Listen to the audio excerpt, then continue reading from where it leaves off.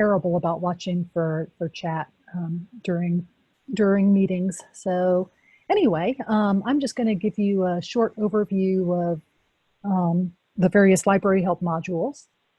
The platform started with chat, and that is still kind of our flagship. That's what brings us the most attention. We have some other really nice modules as well, though. Texting is available. Texting lets your patrons text the library. The librarians receive those texts as chats, and when the librarian replies back through chat, it goes out to the patron as text. So it's very, very simple for everybody to use. We have our 3Mail module, which is an email reference platform. And we have a FAQ or FAQ module, which is a searchable knowledge base. And I'm not going to talk about chat staff today, but just know that there is professional staffing available on the Library Help platform. It's available on flexible schedules all the way up to 24/7, 365 if you want that. And there is, there's nice rollover so that your locals get first dibs if you have chat staff. So I thought it might be interesting to look at some customer examples because Library Help can be implemented pretty flexibly. So all of these chat examples are from customers that have started since the coronavirus crisis began. So just to give you an idea of how people have implemented it recently. So here is Park Ridge. And their chat is offline right now. So one thing that Library Help does is it gives you a fully customizable online versus offline appearance. So they're offline. They invite you to click here to contact them in other ways. And they actually have their chat online here on this page. That's interesting. So this is a Library Help chat box. It's just very simple. And notice that there's no barriers for the patron to begin the chat. I'm just going to blast through these kind of quickly, I think. There's another one. They have their chat down here on this kind of bottom right corner in this tab so that it can be kind of out of the way and on all of their web pages. When you click it, you get this little standalone chat that lets you kind of carry on your chat and do your research at the same time, which is very good. And this type of implementation works really well for mobile patrons in particular because this standalone chat screen fills up the whole device really, really nicely. The smartphones works great. Stratford here. They have a nice, simple embedded chat box right here on their webpage.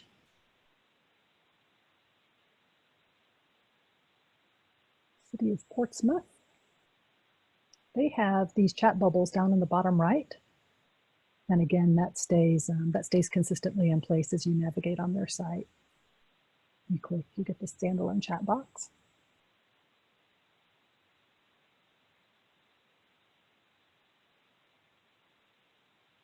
Yeshiva, they have a little consistent chat link in their kind of their header area, so it's easy to find. That kind of consistent navigation really helps with patrons when they're stuck. And U Texas, this is a writing center, and this website is it's clearly been designed for mobile users. So you just kind of scroll down on a desktop, and here's their big old chat box. So that completes our little chat tour. Oh yeah, here's NYU, who is not new. They're a long-term Library Help customer.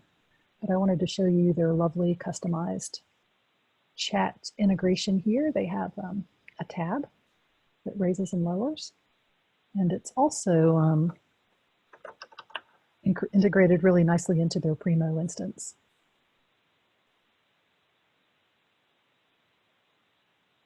Right now my computer is being slow resolving their Primo instance. Oh, come on, Bobcat. Well, trust me, it's lovely. It's the tab. It's in there. There it goes. There it is. So they've done a good job at keeping the chat, again, really consistent throughout all of their various websites, the catalog, the discovery layer, the website proper, all of those places. So that's a lot of chat examples, but you kind of get an idea that it can be implemented all kinds of different ways. The FAQ module is the searchable knowledge base, and this is a new customer.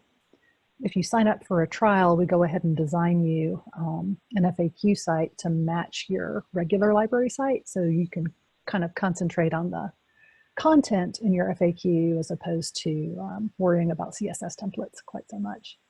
So this one, they've got their coronavirus information right up there front and center. You can click on these, of course, to get the more full details. And they are searchable. Search works really well, so you can start typing COVID, and you would see as drop-down suggestions anything that had that match in there. So this is about overdue fees and lack thereof during this time. Again, the FAQ is very flexible in its appearance. Here's a couple of longer term ones, UMKC. So this one isn't terribly customized. This portion down here and this part up here is very much out of the box. They've got their nice header on there and the big splashy coronavirus info. Yukons, nice and sleek.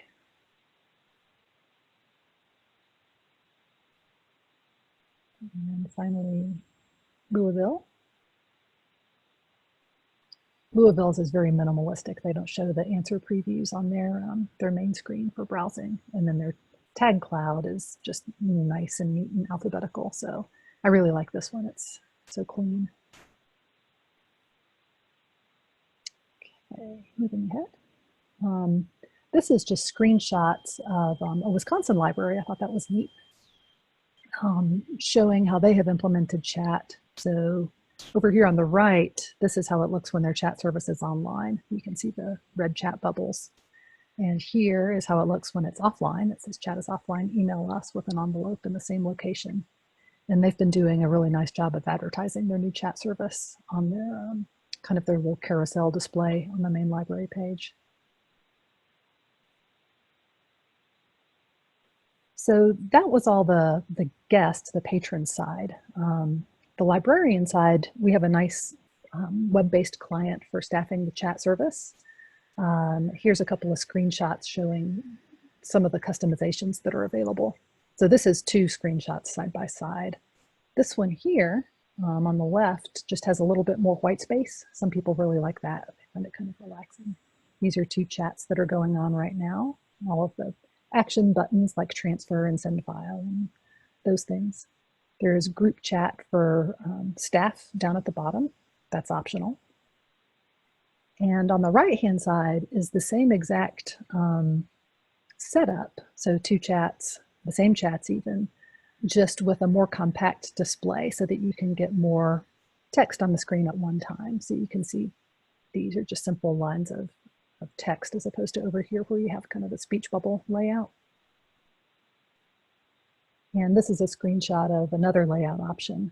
This one has the compact view, but the chats are in separate little windows that you can drag around the screen and stack on top of each other and just move all willy-nilly to your heart's content.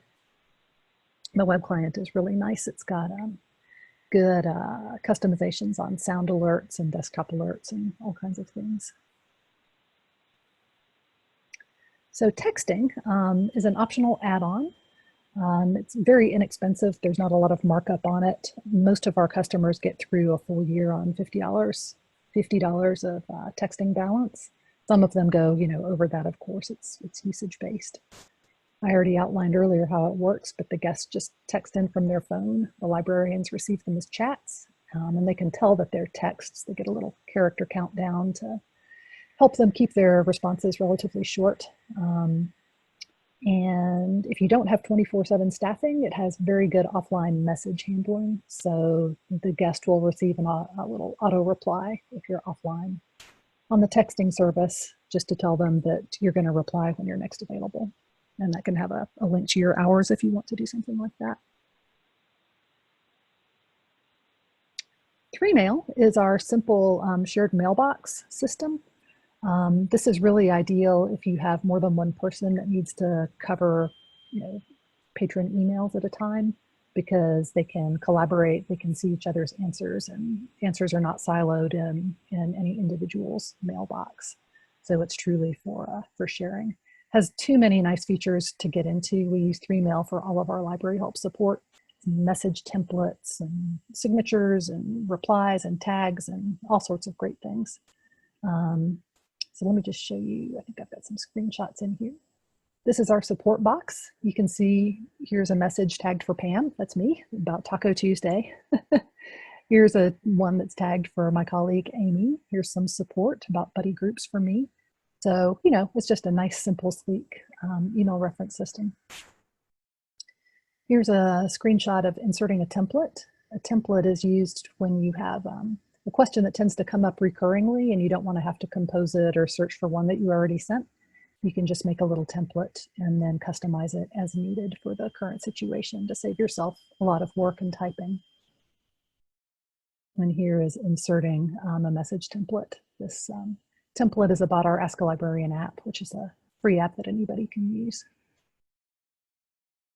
And I think that's it. I tried to leave a little bit of time for questions in case there are any. So go ahead and let me know. Thanks so much, Pam. I've been keeping an eye on the question box just in case any came in while you were presenting, and we haven't had any yet, but we will, if I get any after the session, of course, I'll touch base with you. Yeah, Library Help is another, of course, of Will's vendor partners, so we're excited to get the word out a little bit about all the amazing things you have to offer. And in fact, I have to admit, I didn't know some of the newer things features that you've been adding. So that's really cool to get a little bit more information about that.